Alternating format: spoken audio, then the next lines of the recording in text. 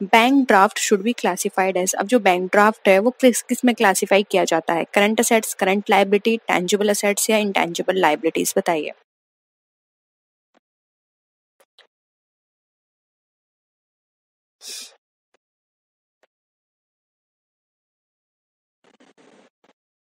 देखिए, bank overdraft facility हमें bank से प्रोवाइड की जाती है और ये हमारे लिए क्या है, एक तरह से लायबिलिटी है और वो भी करंट लायबिलिटी, जिसका पेमेंट हमें लेस देन 1 ईयर में करना होगा। ठीक है, तो ये करंट लायबिलिटी में क्लासिफाई की जाएगी। ऑप्शन बी यहाँ पे हमारा करेक्ट आंसर है।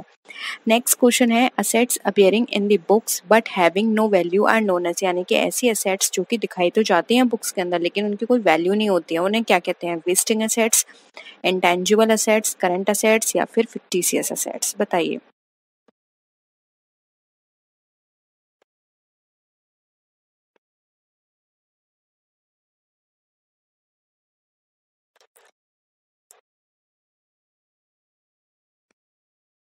क्या कहेंगे, देखिए इन्हें कहा जाता है फिक्टिशियस असेट्स, इनकी कोई वैल्यू नहीं होती लेकिन फिर भी हम ये अपने अकाउंट्स में शो करते हैं। ठीक है, नेक्स्ट है, अब आपको इसमें से अकाउंटिंग इक्वेशन कौन सी सही है वो बतानी है। असेट्स में से माइनस करें कैपिटल तो क्या लायबिलिटीज निकलेगी, और अगर हम यहाँ पर बात करें कैपिटल माइनस असेट्स तो लायबिलिटीज होगी, या फिर असेट्स माइनस कैपिटल लायबिलिटीज तो कैपिटल, या फिर लायबिलिटीज में से असेट्स को माइनस करें तो कैपिटल निकलेगी, बताइए कौन सी इक्वेशन इसमें सही है।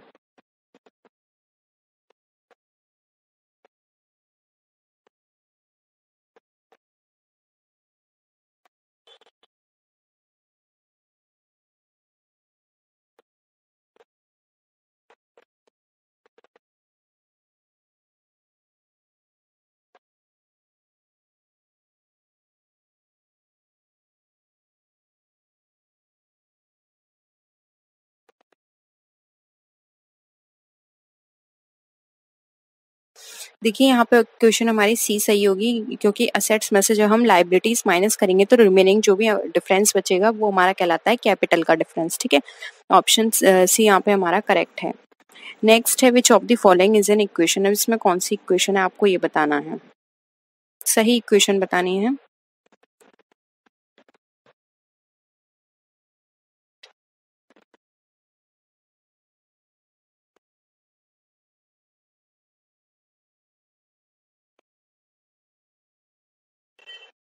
देखिए कौन सी है, D, assets equal to equities minus liabilities. ठीक है, नेक्स्ट है, which of the following transaction will result in decrease in assets and decrease in liability, यानी कि आपको एक ऐसे ट्रांजेक्शन बताना है जिसमें हमारी असेट्स भी कम हो रही हैं और लायबिलिटीज भी कम हो रही है, बताइए। अगर हम प्रॉमिसरी नोट का पेमेंट करते हैं वो material return to supplier on account, redemption of debenture या फिर ऑल ऑफ दीज,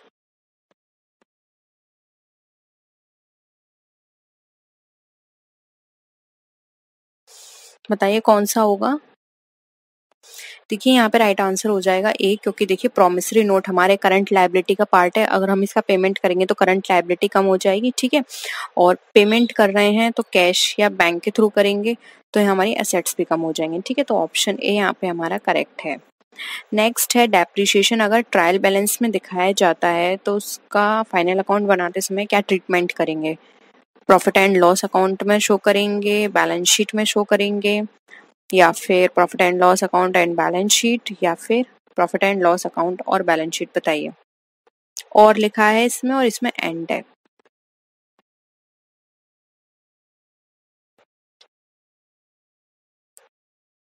देखिए अगर कभी भी डेप्रिसिएशन ट्रायल बैलेंस में दिखाई जा रही है तो इट मींस उसका जो ट्रीटमेंट है वो प्रॉफिट एंड लॉस अकाउंट में किया जाएगा। ठीक है, ऑप्शन ए यहाँ पे हमारा करेक्ट है। नेक्स्ट है, अगर कोई the author's of banking company should be accordance with the provision of this act, यानी कि जो बैंकिंग कंपनी का जो ऑथर होता है वो किस अधिनियम के प्रावधानों के अधीन होगा। ऑथर की जगह या ऑडिटर कर लीजिएगा, ऑथर तो नहीं हो सकता, ऑडिटर होगा ये। ठीक है, ऑडिटर, बैंकिंग कंपनी का ऑडिटर जो है वो किस प्रोविजन के अकॉर्डिंग काम करेगा, Indian companies act, banking companies act, Indian partnership act या फिर इंडियन कॉन्ट्रैक्ट एक्ट, क्या हो जाएगा, बैंकिंग कंपनीज एक्ट 1949। ठीक है, इसके अकॉर्डिंग वो काम करेगा। नेक्स्ट है, what should be the ideal accounting period, यानी कि आइडियल अकाउंटिंग पीरियड कितना होना चाहिए। अब ये वेरी कर सकता है, कोई कभी भी स्टार्ट कर सकता है एंड फिनिश कर सकता है, लेकिन वो पूरा टोटल अमाउंट पीरियड है वो होना कितना चाहिए।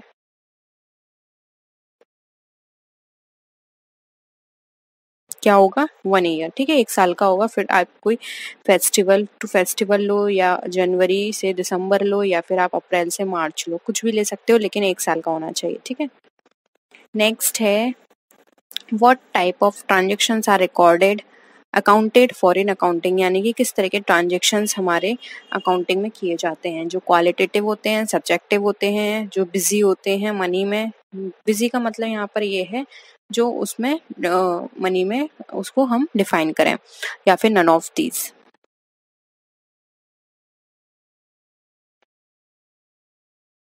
क्या होगा आंसर।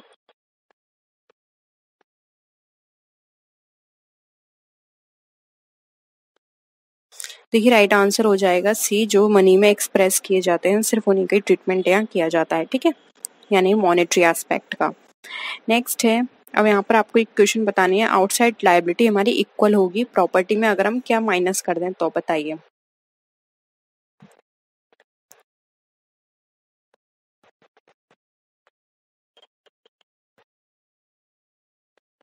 क्या हो जाएगा, ऑप्शन ए कैपिटल, ठीक है। बाकी ये हमारे क्रेडिटर भी हमारा आउटसाइड लायबिलिटी में कंसिडर किया जाएगा, ठीक है।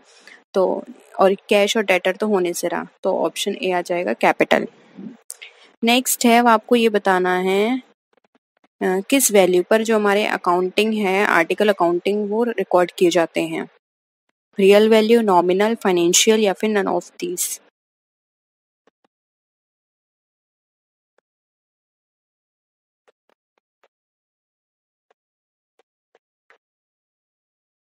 ऑप्शन देखिए यहाँ पे सी हो जाएगा, नन ऑफ दी अबव, क्योंकि रिकॉर्ड किए जाते हैं बुक वैल्यू पर, ठीक है। नेक्स्ट है अकाउंटिंग एजम्पशंस। अब अकाउंटिंग एजम्पशंस कौन कौन सी हैं, एक्सचेंज, पीरियड, या फिर यूनिट ऑफ मेजरमेंट।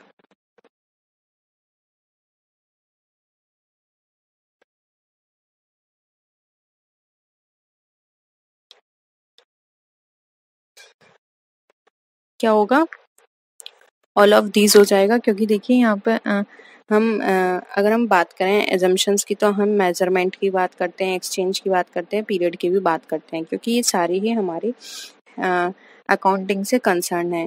क्योंकि अभी मैंने बात करी, एक पर्टिकुलर पीरियड होता है यानी कि 1 ईयर, एक्सचेंज होगा यानी कि मनी का यूज होगा इसमें, यानी कि आप गुड दे रहे हो तो आप मनी ले रहे हो, और यूनिटी ऑफ मेजरमेंट यानी कि जो भी आप एक्सचेंज कर रहे हो उसका एक अमाउंट होगा, ठीक है, बार्टर सिस्टम नहीं, एक अमाउंट होगा, ठीक है, यूनिट ऑफ मेजरमेंट होगा, तो ऑप्शन डी है। नेक्स्ट है, dash is included in the revenue. Revenue में क्या चीज इंक्लूड की जाएगी, income receivable, income received, income receivable and received, या फिर नन ऑफ दीज।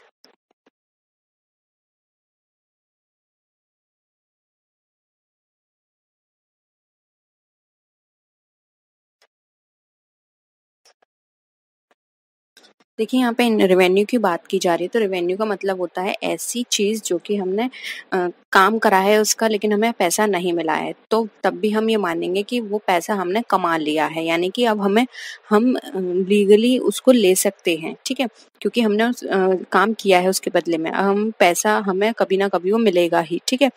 और रिसीव्ड तो है ही हमारे लिए रेवेन्यू, इसलिए यहाँ पे ऑप्शन सी जो है वो राइट आंसर हो जाएगा, इनकम रिसीवेबल एंड रिसीव्ड, ठीक है। नेक्स्ट है, अकाउंटिंग के अंदर ऐसे कौन सी फॉर्म है जो बिजनेसमैन अडॉप्ट करता है, account cost accounting, financial accounting, tax accounting, या मैनेजरियल अकाउंटिंग।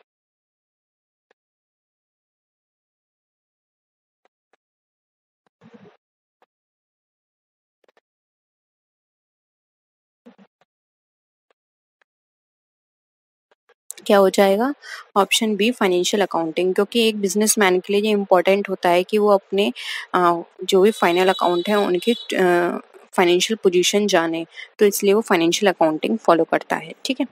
नेक्स्ट है, which form of accounting is adopted to find the cost of a productive community. बताइए, किसी भी प्रोडक्टिव कमोडिटी के लिए हमें कॉस्ट फाइंड आउट करनी है, तो उसके लिए हम कौन सी अकाउंटिंग अडॉप्ट करेंगे।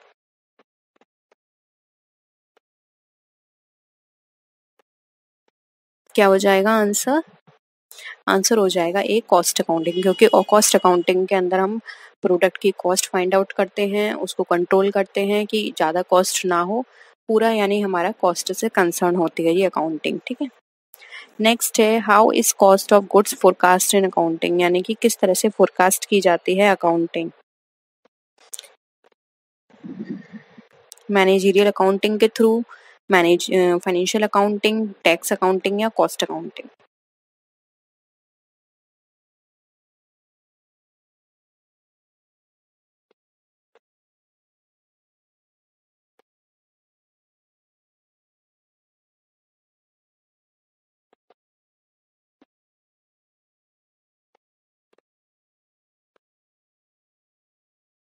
बताइए।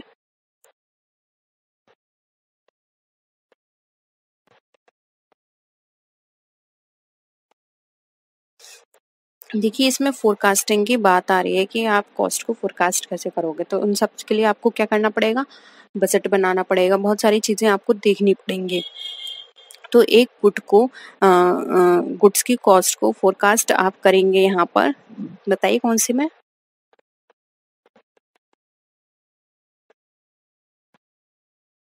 कॉस्ट अकाउंटिंग में। ठीक है, नेक्स्ट है what form of accounting is done keeping in mind the value converted. अब हमें कौन सा यहाँ पे अकाउंटिंग माइंड में रखनी है जब हम अपनी करेंसी को कन्वर्ट करेंगे?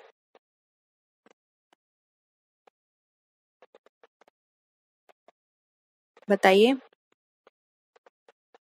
ये हम रख करेंगे इन्फ्लेशन अकाउंटिंग में, कि जब हम कोई भी चीज एक्सचेंज करने की बात करें तो हमें ये देखना है कि उसकी वैल्यू तब क्या होगी कन्वर्ट करने के बाद। तो ये हम सारी चीजें इन्फ्लेशन अकाउंटिंग के अंदर पढ़ेंगे। ठीक है, नेक्स्ट है, अब हमें यहाँ बताना है वो कौन सी अकाउंटिंग है जिसमें हम इकोनॉमिक एक्टिविटीज को देखते हैं किसी भी कंट्री की कि वो सिस्टमेटिक और प्रॉपर वे में चले। सोशल, कॉस्ट, फाइनेंशियल या मैनेजरियल?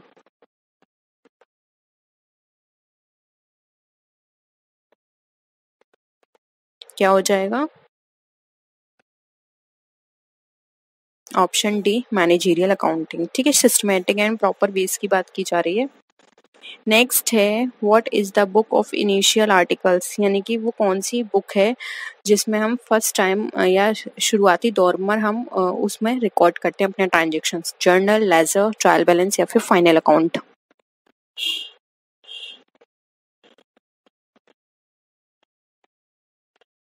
इसे क्या कहेंगे? जर्नल। ऑप्शन ए करेक्ट है।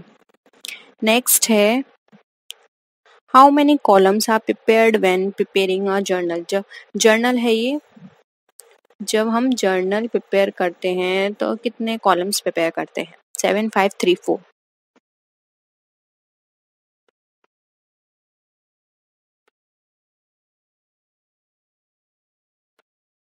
बताइए।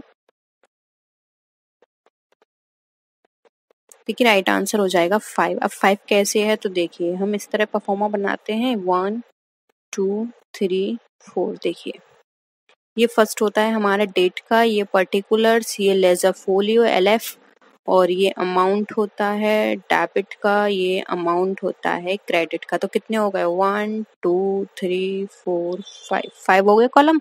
तो 5 कॉलम हम इसके अंदर प्रिपेयर करते हैं। ठीक है, अब आपको बताना है कि कितने तरह के अकाउंट होते हैं। 2, 4, 3, 5?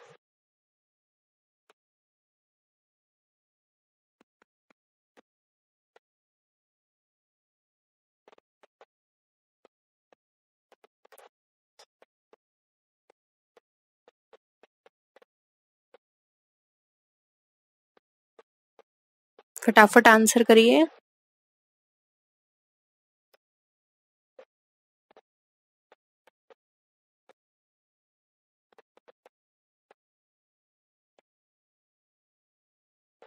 क्या होगा? देखिए, यहाँ पे अकाउंट की बात करें तो टोटल हमारे 3 अकाउंट होते हैं। अब वो कौन कौन से हैं तो ये आपको पता होना चाहिए। एक होता है हमारा पर्सनल अकाउंट, ठीक है, दूसरा होता है हमारा रियल अकाउंट, तीसरा होता है हमारा नॉमिनल अकाउंट। ठीक है, 3 अकाउंट होते हैं, इन तीनों के बेस पे ही हमारी सारी एंट्रीज की जाती हैं। ठीक है, तो ऑप्शन क्या हो जाएगा? सी, जो कि है हमारा 3। नेक्स्ट है, अब आपको वो रिसिप्ट बताने हैं, सॉरी, वो रेसिपिएंट जो कि डेटर कहा जाता है और पे को क्रेडिटर कहते हैं। ये रूल किस में अकाउंट में चलता है? यानी कि पाने वाले को हम कहेंगे ऋणी, देने वाले को धनी। ये किस में कहेंगे? रियल अकाउंट के अंदर, पर्सनल, ट्रेडिंग या फिर इनकम एंड एक्सपेंडिचर अकाउंट? बताइए।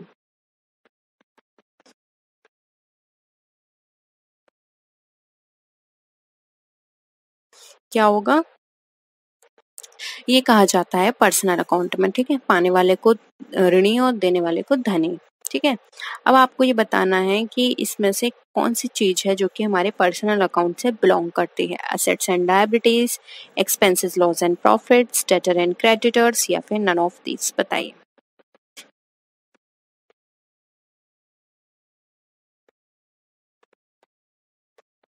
जल्दी से आंसर करिए, बहुत इजी है और अभी मैंने आपको बताया तो एक आपको आइडिया लग गया होगा कि इसमें अब क्या सा आंसर आएगा। ठीक है, क्या होगा आंसर? आंसर देखिए सी हो जाएगा, क्योंकि इसमें अभी हमने क्या करी, पाने वाले को ऋणी, देने वाले को धनी, तो वो डेटर और क्रेडिटर कहा जा रहा है, तो डेटर एंड क्रेडिटर्स हमारे पर्सनल अकाउंट में आएंगे। ठीक है, नेक्स्ट देखिए, कैश अकाउंट। अब एक कैश अकाउंट किस तरह का अकाउंट है? रियल है, पर्सनल है, नॉमिनल है या नॉन ऑफ दीज?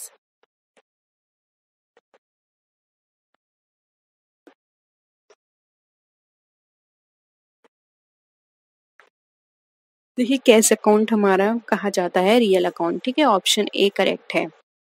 नेक्स्ट है, machine purchase should be debited. अब अगर हमने मशीन परचेज किया है तो वो डेबिट की जाएगी किस अकाउंट से? Machinery account, goods account, plant account या फिर fund, none of these? Entry बना लीजिए, आप इजिली इसका आंसर कर पाएंगे। फिर क्या होगी एंट्री? एंट्री बताइए, चलिए जल्दी से सब लोग, पूरी एंट्री चाहिए मुझे।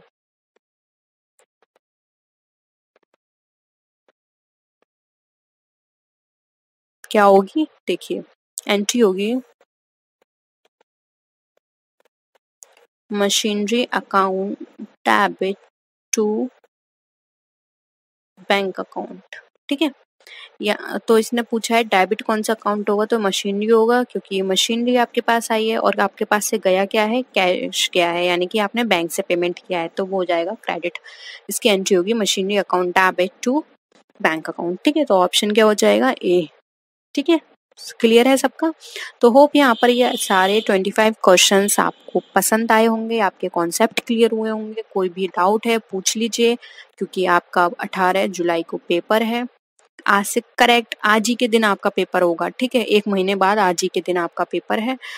अच्छे से तैयारी करिए। कोई भी डाउट है कहीं से भी है पूछिए, जितना क्वेश्चन आप पूछ सकते हैं पूछिए, मैं आपको जरूर बताऊंगी। ठीक है, तो नेक्स्ट वीडियो में मिलते हैं, तब तक के लिए टेक केयर, बाय बाय।